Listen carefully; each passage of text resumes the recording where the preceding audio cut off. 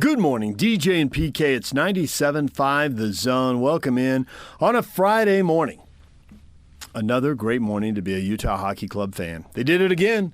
They went on the road again. They are road warriors. 5 straight road wins. They got a winning record on the season, got a winning record on the road. They beat Colorado 4-1, and it was a very efficient, slow-motion, grinding, pounding. They got a goal in the first. They came out in the second. They got another goal. They got a power play. They were up 3-0 going to the third. They converted their power play. And then in the third period, it's 3-0. Colorado, the Avalanche, finally pull one back. And they scored like 4.5 minutes to go, something like that. And so they pull their goalie. And they think, well, let's just go for it. We'll get the extra skater and see if we can get one and put some pressure on him. And, 4.5 minutes to go. That's pretty early to pull your goaltender. But they do it, and it didn't take very long. And sure enough, Utah scores into the empty net, and 4-1 is the final. So for Utah now, 3 points behind Colorado as they pick up the road win, and they've won 5 straight road games. They're 5-1-1 in their last 7. At some point, they got to start winning at home. They got a loss in an overtime, actually shootout loss at home, and then they got 5 wins on the road. And they are on the road tomorrow night. They're playing at San Jose, and San Jose is below them in the standings and scuffling a little bit. So, the road streak's got to stop at some point, but I wouldn't rule out 6 in a row. All right, the other thing here, we got the best post-game show coming up. Dylan Gunther, big night, 2 goals and assist. We'll get to all that in the next segment.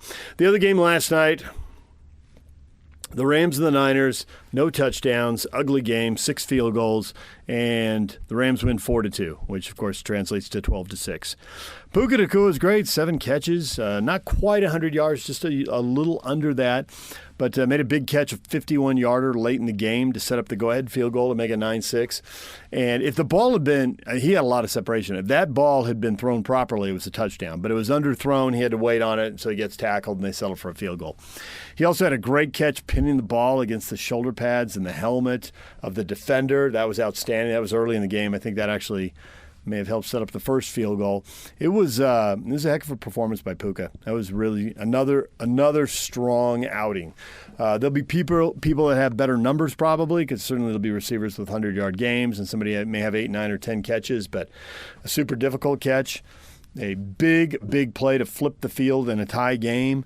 The numbers don't lie. The numbers are good, but when you put them in the context of what was happening in the game and what they needed to get the win, then the plays become enormous. So, Rams are 8-6. They got the Jets next week. That ought to be 9-6. If they can win the next last week, then they're playing Seattle for the division title. So, it's all out there for them. They had a terrible stretch. I didn't think they could come back from it. I really didn't. And yet here they are. And they haven't come back from it yet.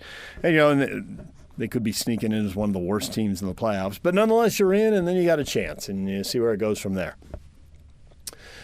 And then we got football this weekend. We got several big games. The Steelers and the Eagles. The Battle of Pennsylvania should be really good. The Bills and the Lions. That's a potential Super Bowl game.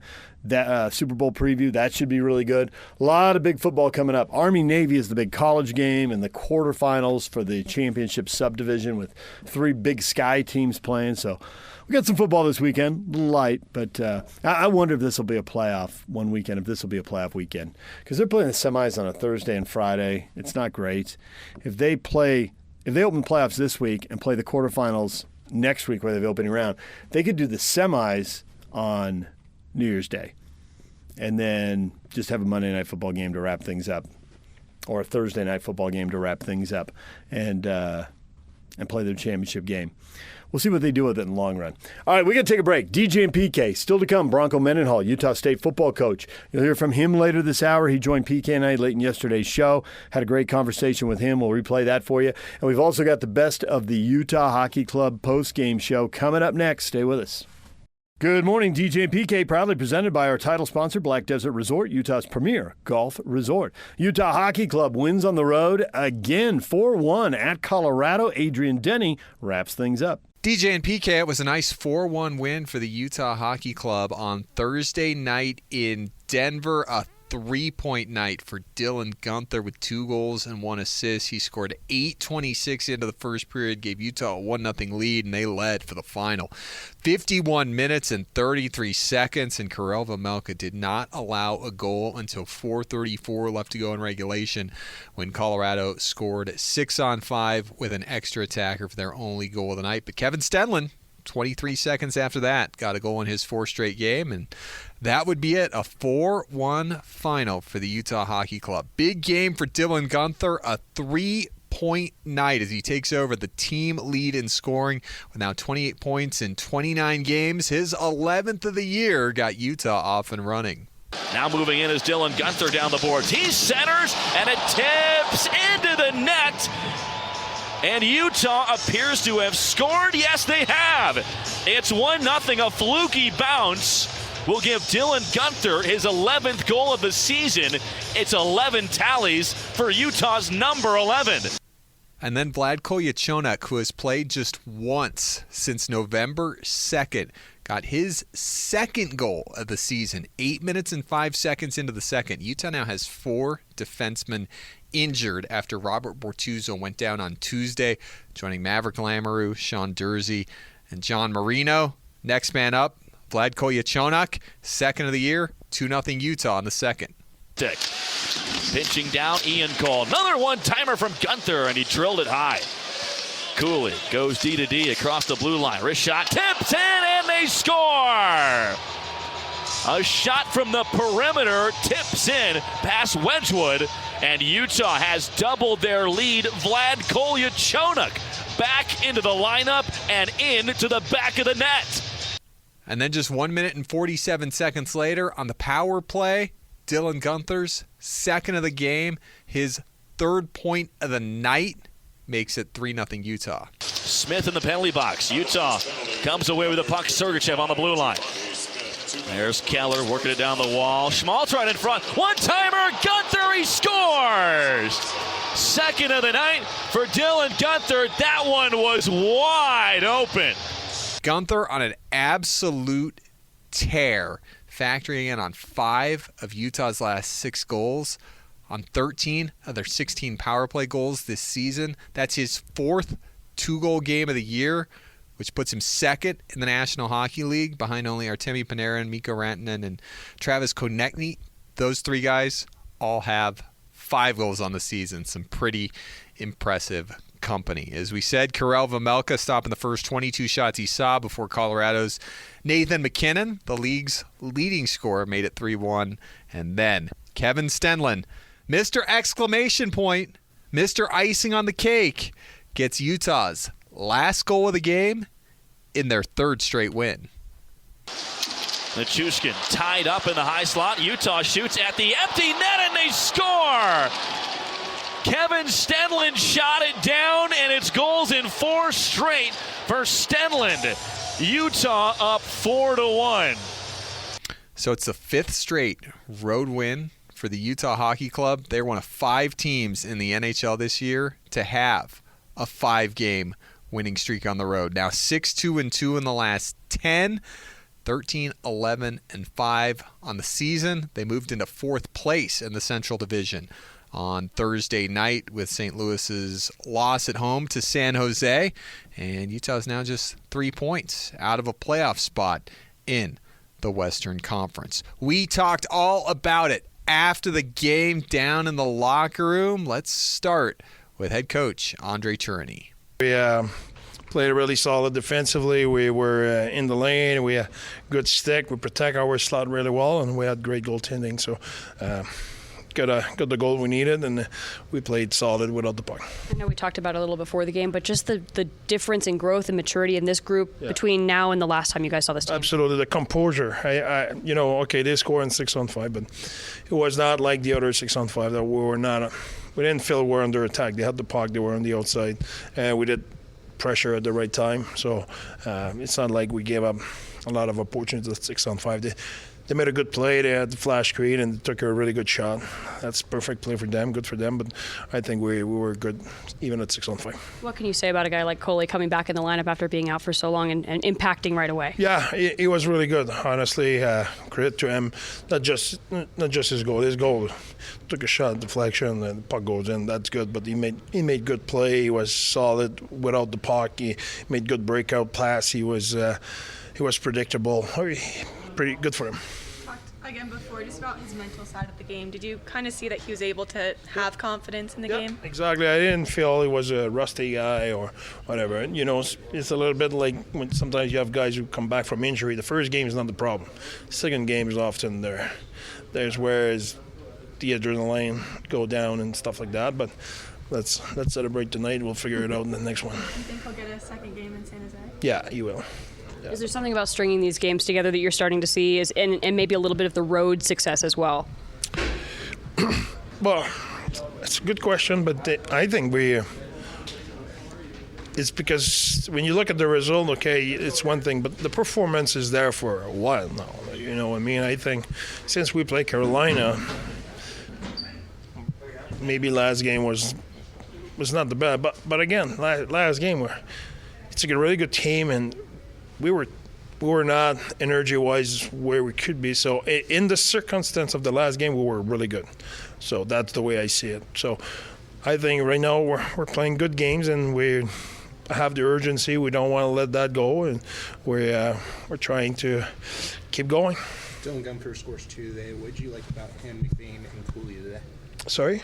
Dylan Gunther scored 2 today. What did you like out of him, McBain, and Cooley's line today? Well, what I like tonight more than I will say recently, they were outstanding defensively, and they get a reward offensively. You know, so I hope they realize that. You know, they're young, they're really competitive, they want to do the right thing, and tonight they were rock solid defensively and really good offensively. So good for them.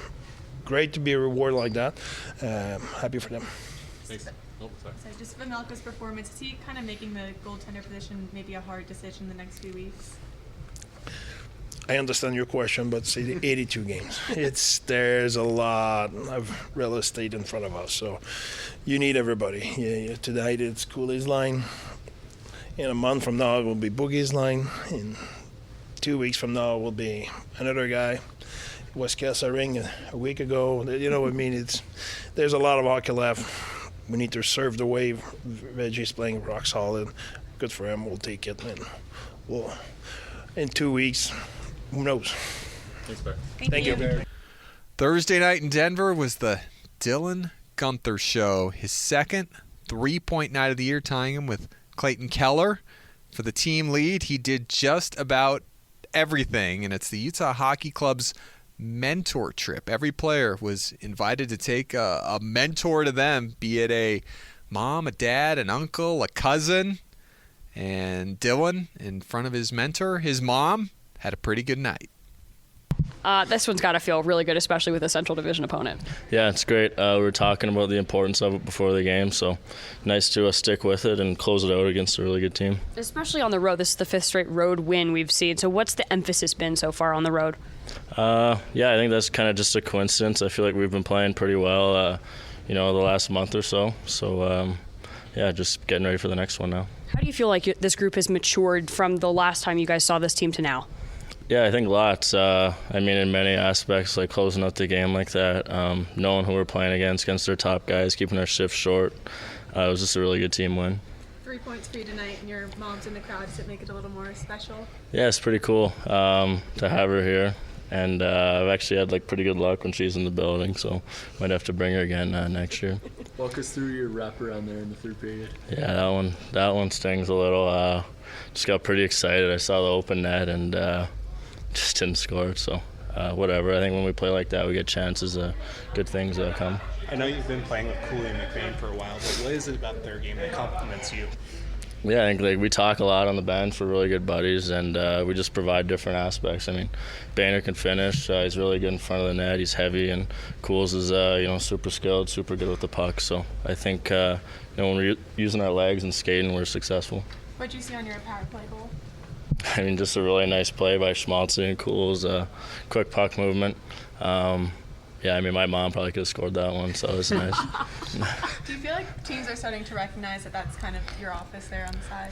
I don't know. Maybe. I think, when I get it, I want to, look to attack and shoot. But just making sure I'm creating motion and finding ways to, try to make the power play successful. How big has Vejmelka been? I mean, this is just, continues to impress, but continues to get better, too. Yeah, he played a great game. He really kept us in it. I mean, that last save in the third there, that's a game changer, I think, having a 3-goal lead going into the third. So he's been unbelievable.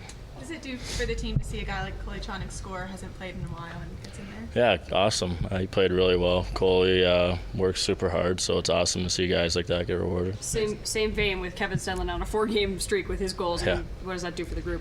Lots. I think we're providing offense from everyone on the team. So when we can come with 4 lines and bring that punch, it's hard to play against. Thanks, Dylan. Thank you. Also on the trip, Karel Vejmelka's mom, the Utah goaltender, stopped 23 of 24. He's got the best numbers of the year for a goaltender on the road in the National Hockey League with a 1.88 goals against average. Well, how have you been feeling? I mean, since we talked last, the Carolina game, you've only continued to improve. How have you been feeling? Actually, feeling better and better every game, trying to do my best, and I'm really happy we did a great job, like everybody. We blocked a ton of shots, and we scored a couple nice goals too, so it's a huge win for us today. How big, though, against a Central Division opponent? I mean, against a top team like Colorado, how really does that feel in confidence-wise? Actually, we talked about it before the game, how important the game is for us, and we need every point. So it's a huge win for us, and I think it's a great win for sure. What's been key to you guys being able to close out games in the third period, a lot better than you were able to in the beginning of the season? We are trying to get better every day, and it's a big improvement, obviously. So we are on the right way. Everybody's trying to do their best, and it's obviously we're getting better. So that's good news for sure. What's it been like for you to kind of be embraced by this fan base as of late? The chance at Delta Center, and everyone's really excited for the streak you've been on. Yeah, it's always special to play back home for sure, because fans are incredible every night. The crowd is unreal, and I'm enjoying every minute out there. So it's great to play back home every time for sure. Hopefully we're gonna win more games back home. So but I think, like I said, we are on the right way, and we just need to keep going. How is it to play, your mom obviously in the crowd, and I understand it's her birthday coming up. How is it to play in front of her and have a game like you did tonight? Yeah, actually, she had a great or big impact to my career, and she's my biggest fan. She's trying to watch every game. She's nervous every time, so this win is for her for sure, like for every mentor here. So we are really thankful for them, and it's a great win for them for sure. When you guys are consistently killing off a top 10 power play in the league, what do you think that says about your team? I think we are trying to working on it during the practice, and it's a huge part of it, and every opponent defend differently, but we had a great pre-scout before every game, so I think we still need to work on it, but like I said, it's getting better. We've seen a big game today from Vladislav Kolyachonok. What do you think of his game and how far he's come? Yeah, it was kind of hard for him to play. He didn't play for a while, but he did a great job. He's a great guy in the locker room, especially on the ice as well. So, good for him. I'm really happy for him. Thanks, bud. Thank you. Utah now unbeaten in 4 straight games at 3-0-1 in their last 4. That is a season high for most games in a row without a regulation loss, and all is going pretty well for Utah. Now on to San Jose to take on the Sharks. It'll be an 8 p.m. face-off coming up Saturday night. Hockey night in Utah gets going at 7. Utah back home on Wednesday to take on the Vancouver Canucks. But first, they'll wrap up 5 games in 8 nights, 4 of them of which will be played on the road, coming on Saturday night in San Jose, as they will look for their 6th straight road win. When we come back, take the stress out of Christmas. Minky Couture shopping. Get the best blankets and gifts ever at Minky Couture. Save 50% by using the promo code ZONE50 at checkout at minkycouture.com or visit one of the 6 Minky locations. When we come back, Bronco Mendenhall next. Stay with us. DJ and PK, it's 97.5 The Zone. We are joined now by the head football coach at Utah State University, Bronco Mendenhall. Bronco, good morning. Good morning. Man, that's still interesting to hear. You know, Bronco, the head football coach at Utah State. that was like a surreal moment right there. What? So what's weirder? You come back here and you are the head coach at Utah State, or you come back here and these 2 clowns are still here doing a morning show? It's about equal. I'm equally surprised, and I'm not going to say dismayed, but yeah, I'm surprised by both. Well, as you know, I was the beat writer when you got the job, which is 20 years ago. And as I look at these situations, I see some parallels here in terms of what needs to be done on and off the field. And I saw you firsthand do it, and I thought that it was almost like you worked miracles in the manner in which you did, getting to 6-6 that first season. I thought it was a phenomenal job in a season in which you admitted you didn't know what you were doing. You learned so much more as a coach, and then you went on a string of multiple 4 double-digit seasons in a row. How many parallels do you see here to what you already went through 20 years ago? I see it. I see it very similarly as you're presenting, and I remember going to Wyoming. With bowl eligibility on the line, and they turned it over 5 times in the rain. Yeah. And I remember that locker room of BYU, right? BYU players being maybe the most excited group of kids I'd ever seen, and they're acting like they're bowling and they're hugging and they're pounding on lockers, and a BYU team that thrilled to get to 6 from 3 years of really a hard time, right? And not only on the field but off. Yep. And what that took, and maybe the surprise to us all, including me as a first-time head coach, we just hit I can't say milestone, but we hit a marker of significance that needed to happen to heal a team and a community and to kind of show progress. And I remember that, and then it went 11-2, 11-2, 10-3, 11-2, which I think equally surprised us all, right? That it would jump that fast. In relation to the question of the parallels, I think I could just share this. At the end of my tenure at BYU, when Holly and I chose to leave, we had been there 13 years, and right about 10 wins per year is what we averaged, not quite. But gosh, one day we were just talking and kind of reminiscing, and almost all of our memories of impact were at the beginning. Yeah. All the stories were, like I just shared the one at Wyoming, there were some wrestles and struggles there to align behaviors. And many think I maybe went too far, right, in aligning the institution and football and faith. But gosh, in the context we were in, to me it was just paramount to have that alignment. But so many of our wrestles and memories, Holly and I were at the beginning, and we yearned after 13 years to have those memories again of transforming young people and also a program, which took us to Virginia to do just that, which we did. And man, those wrestles were similar, but then had success there and some things that hadn't been done there in over 22 years of 5 of the 6 teams being eligible to play after games like Wyoming, right, to get to postseason and an Orange Bowl.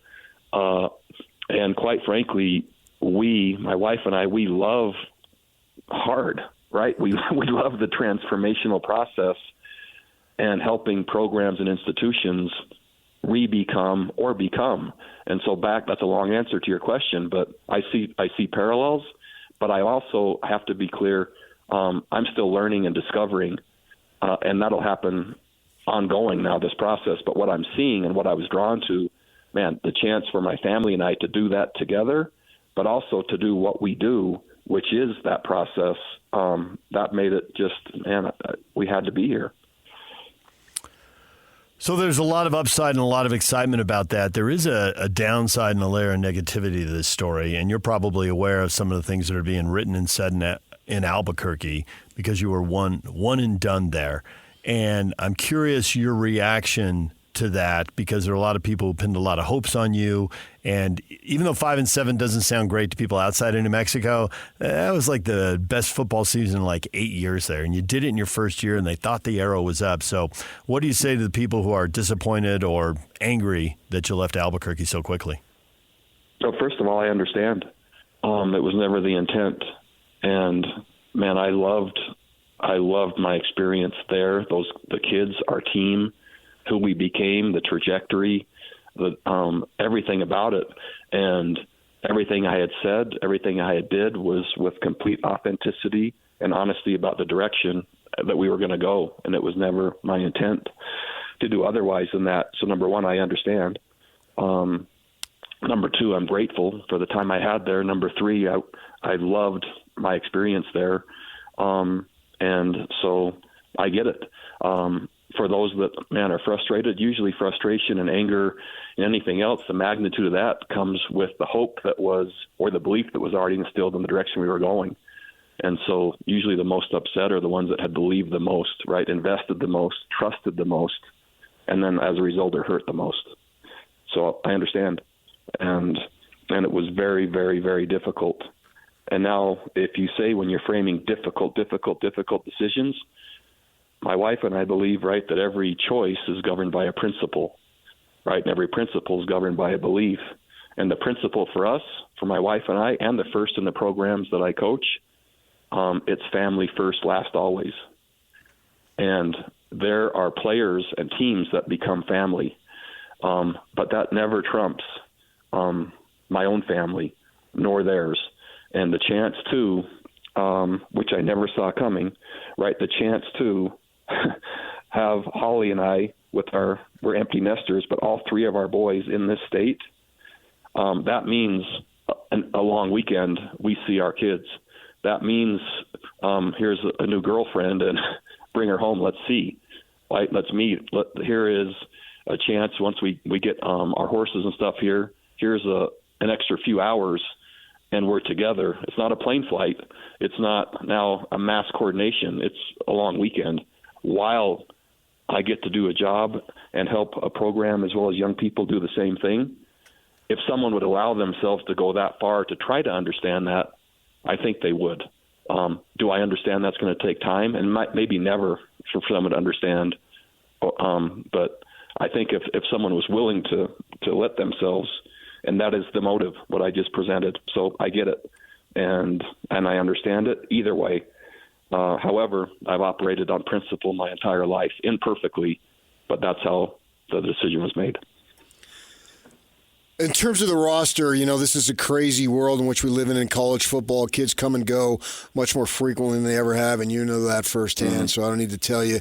And I was surprised at the end up the prior staff signed 20-some kids, not necessarily knowing who the coach was going to be. So you've got all these decisions. You've got returning players. Yeah. How much fluctuation do you anticipate with the recruits and then with the existing roster? Yeah, significant. We've spent from the minute, so my whole staff is here, right? We've arrived together, which was different than when I was hired at UNM. Our first priority was the assessment of our existing players and to tell them then as soon as possible with the portal opening, as empathetically but professionally as possible, whether we think they fit or not. And now I'm talking about athletically, right, with the new schemes, direction, and the way we're going to move forward. And so, man, we've worked and still working so fast to do that with the existing roster, the existing signees, as well as what's equally hard is some of the kids from the University of New Mexico, right? They would love to come, and the signees there would love to come. And so really hard decisions, and working to do it in as timely and as professionally, as empathetically as possible, because, right, it's who first, then what, and we have to get the who first part done, and that's right in the middle of where we are. But significant numbers for sure. And at the group of 5 football level throughout the country, man, you're talking about most teams transitioning 35 to 60 players per year. So the transitional nature of the rosters is, and having a great plan for that is one of the key things that is necessary to succeed in the new world of college football, not only with players but coaches, because of just the way it works. And maybe to your point also of the number of signees with a coaching staff that was being volatile and no promises to who the coach might be. I think that speaks volumes to, in-state players especially, the alignment, attraction, and belief in a place and the desirability of a place says so much that many players would choose an institution, even not knowing who the staff might be because of what the place is. And I don't think that maybe lesson can be lost, or that principle can be lost. So that's pretty startling when you think about it that way and in that light. And man, has the talent in this state and high school football in this state really magnified and grown since I was here last, and that's really exciting. Do you think there's a real window for Utah State to recruit, given that the measurables that BYU and Utah and Big 12 teams are looking for in players leaves a lot of players who are good football players, but tall enough, heavy enough, long enough arms, all that kind of stuff. And they'll get re-recruited if they have good years, and they'll be transferring. I don't know if you followed BYU much, but they've been pulling guys out of Weber State. So certainly guys can move up levels. Is there a big group of players in Utah that you can recruit that the Big 12 teams are going to pass on simply because of measurables coming out of high school? Oh, yeah, it's my belief, and I'm going to stop just sort of certainty. I believe that, and I think the majority of our roster here will be from in-state players, and I'm designing it and architecting it based on that. And the thought that, and so here's another kind of unique statistic. In terms of just contracts signed or opportunities given in my career, 115 guys that I've coached have gone on had some opportunity to play in the NFL. Most of those were 3-star players, meaning my point is developmental, right? They were this group you're talking about. And so there's probably not a better head coach or staff designed and equipped to do just what we're talking about than us in terms of number of years experience with results. And so I'm really excited about just exactly what you said. And, man, I think that fits us so well. What's the NIL situation relative to Logan, and then as far as the teams that you will be competing with, not necessarily next year, because obviously then you're going to make a transition the year after? Yeah, it's one of my very first priorities. It was the same when I went to the University of New Mexico. And, man, if I were to tell you the numbers of what we achieved at New Mexico from year 1 to year 2, it would have put us toward the top of the Mountain West Conference, and that's at the University of New Mexico. We'll do the same or better here, and that's one of my first priorities, because now in terms of the attraction and selection, but also the retainment.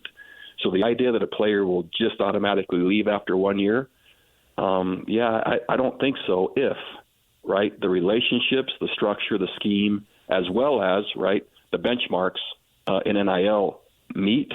Sometimes you can keep a player, and I'm banking on it, an additional year. It might not be their entire career, but if you can then retain an additional year and do that with every really good player on your roster, your chance for consistency remains higher. And then really the direction of your program, right, is more sustainable. And so where we currently are needs work, but, man, there's a lot of great work that's already been done already here in Logan. But that's one of my first initiatives, as it was at New Mexico, just because, right, that helps you bring the who, retain the who, but also treat them well and at fair market value, which is, who would have ever thought we'd be talking like this in terms of college athletes. But I think we have one of the most unique, I know of no one else who does it like we do, and I'm not going to share that not only develops people but enhances team culture in a setting where everyone's kind of in it for themselves. We have a fascinating and I think exceptional design that really, really works, and so I'm anxious to implement that. You know, you mentioned earlier that your memories, you and your wife's memories of your time at BYU go back to your earliest days at BYU. And it's funny because I have like 3 big memories of you, and 2 of them are from the early days. One, it's like 38 degrees at some cold spring practice, I think, and you're out there. And you're out there in shorts and a T-shirt and a whistle, right? And the message is toughness. The message is don't give me your excuses. Get out here and play football. That was just from the media. Right? and then accurate. Yeah, Cameron Jensen. We're interviewing down in that trophy area, the lobby thing that they built in the football facility, right? And you've just gotten the job, and they provide a couple players. Cameron Jensen, I'm interviewing him, and he's zoned out. I mean, physically he's there, but he's gone, and I can tell when I'm talking to him. There's no passion, there's no energy and emotion. And then I ask him something about, Bronco, because you're a defensive player. And the fans don't know coordinators in that way. What's it going to be like to play for him? And he locked in. I mean, his eyes, he was like one of those predators that you see in some nature thing, right? The lion is going to chase down the gazelle. I will run through the wall for that man. And if it was a Marvel movie, his voice would have blown me through the wall and out into the parking lot. There was that level of intensity. And so your defenses play like that, and you have success, and they bring that energy and emotion. And then I'm watching the New Mexico-Utah State game, and defensively, that thing was a tragedy. 95 points and 1,000 yards, and you're talking about bringing some Lobo recruits and players and keeping some of the guys here. I don't know if they had a good defense between them, and that was on full display when you met in Logan. How quickly can that be fixed? That remains to be seen. But gosh, maximizing existing people that you have at existing places, and man, then there's tough matchups for sure. And so each place you find a way, somehow, some way, to make one more play than your opponent. And I think what quality coaching is maximization of resources. And gosh, in that game and on that day, 2 really, really good offenses, 2 struggling defenses. That didn't mean the kids weren't trying hard, but it did mean, right, in terms of what the yield was, and that just means you take that where that was and you keep trying to grow and learn and chip away and help them be better, and grow and learn and chip away and make them better. And that helped the University of New Mexico be diving at the finish line, trying to get to postseason with the team that was picked to win 1 game in a program that had 2 winning seasons over the past 16 years. That provided hope, optimism, and encouragement to an entire community. And so sometimes how it looks on your way to your ideal is how it looks on the way to your ideal. And that plays out for everybody as it did in that game. One of the things I learned from you is that you valued your time. And you told me one time, if somebody says they need 10 minutes, don't expect 25, expect 10. And I thought, I learned a lot from you watching your organization and your consistency from day to day and how you went about your job. And I thought, as I got to know you a little bit, as the job went on, you grew weary of that fishbowl existence that is there in Provo, because it's such a big deal. I'm wondering, how do you anticipate that being in Logan? Because it's an even smaller community than the Provo area was. Yeah, I think it's fair, and it comes with the job of being head coach. And as I've continued to mature, grow, and learn, it doesn't mean, right, the fishbowl ever goes away. The ability to exist in it, disconnect from it when possible, but also just manage life in that context. And let's just be really clear, Brigham Young University is an amazing place. And I'm so thankful and just lucky that I was the coach there for that long. But I'm also not sure there's another fan base and community like that on planet Earth. Yeah. When you consider, right, the faith-based component, the passion for sports, the representation of a faith and football with the expectations, and then quite frankly, right, you're completely I'm not sure any of those things are truly inseparable, right? And so when you put all that together, there becomes an interest level that reaches something that I've never seen before. And so, gosh, what an amazing opportunity for me to live in that, to lead that program, to experience that. But also, over 13 years, and can that have an effect? That answer is yes, it can.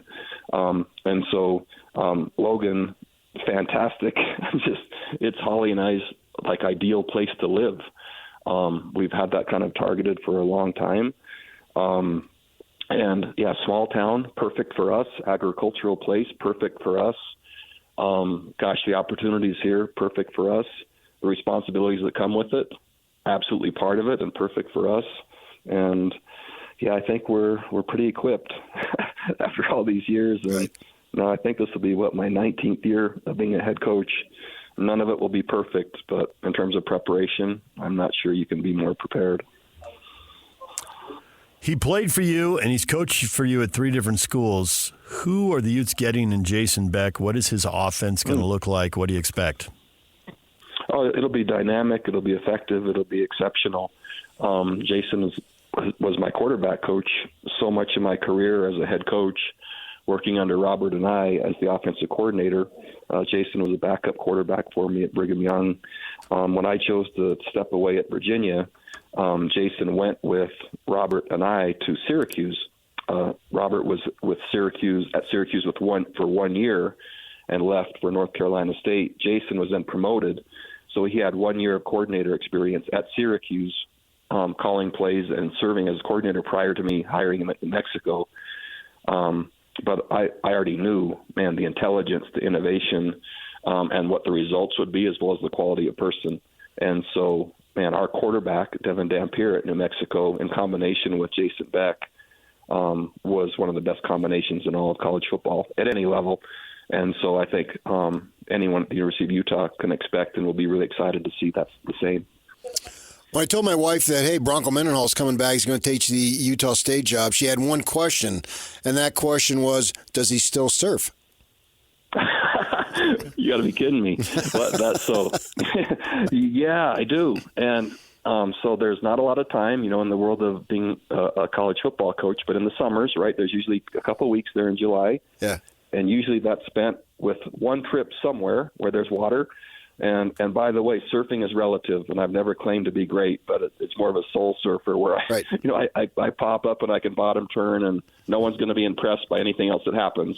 But it's just, I really enjoy it, and it's just a way to renew in a really interesting profession and taxing profession.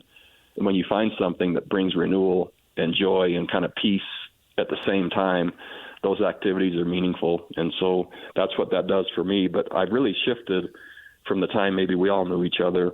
The horse business has become, back to my roots, has become more paramount. At the University of Virginia, I lived on 30 acres. We had I team rope with my kids.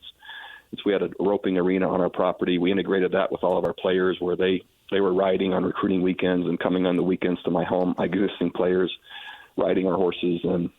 And then the ranch I built in Montana the last couple of years before I went back to New Mexico. So the horse world really has become more now of my world on a day-to-day basis when possible. And the surfing is more just, maybe 1 week out of the year when I can get a minute in July to go do. And then one other question. When a young lady is brought home by one of your sons, who does she fret more, Bronco or Holly? That's not even close. It's Holly. Yeah, I knew it. It's not even close. It's not, that isn't even in that isn't even close. And the vetting that Miss I'm going to say Miss Holly because that's like back east. That's what they say. The vetting that Miss Holly will put them through. That's completely different than and they ought to be worried. They should. They ought to arrive nervous. They should. They absolutely should arrive nervous. I don't want to get into this on the air, but when I see you, Bronco, remind me to ask you about coach's wife vetting someone I knew. You will thoroughly enjoy this story. Guaranteed. It sounds intriguing. More bad news before I let you go. The football coach at Utah State for more than a decade now has been coming on every Monday morning with DJ and PK during the football season and connecting with all the Aggie fans on the Wasatch Front who are a source of potential NIL donations, if you get my drift. But that means you have to put up with us. Dang. See, those are the things that don't really come up when you're being hired. And then you find out after. And if it would have been completely transparent, I might have changed. No. Yeah, you'd have been a Lobo. Sorry, kids. No Sunday dinner. I'm not dealing with those guys. Yeah, I'm old and soft now, Bronco. It just is. It sounds to me that we've all grown and matured. Yeah, there it is. From this conversation, it sounds like we've all grown and matured over time. But that's the goal, right? Yeah. We shouldn't be the people we were 20 years ago. I got to go home and take a nap. So there is the reason to me to coach college football is right to help kids become, and in the meantime, I kind of become someone different also, and that's if we all were the same, then we're probably not doing the things that really bring enough fulfillment through the stretching and learning process in our lives. And so, there's a lot at stake here. But gosh, what a cool opportunity to do some amazing things. And I believe we can. Bronco, we appreciate the time. Congrats on the new job. And maybe we'll talk to you a little closer to spring football. That'd be great. Nice to see you or talk to both of you. Yep. Bronco Mendenhall, Utah State football coach, joining us right here on The Zone. Coming up next, what is trending? The headlines are next.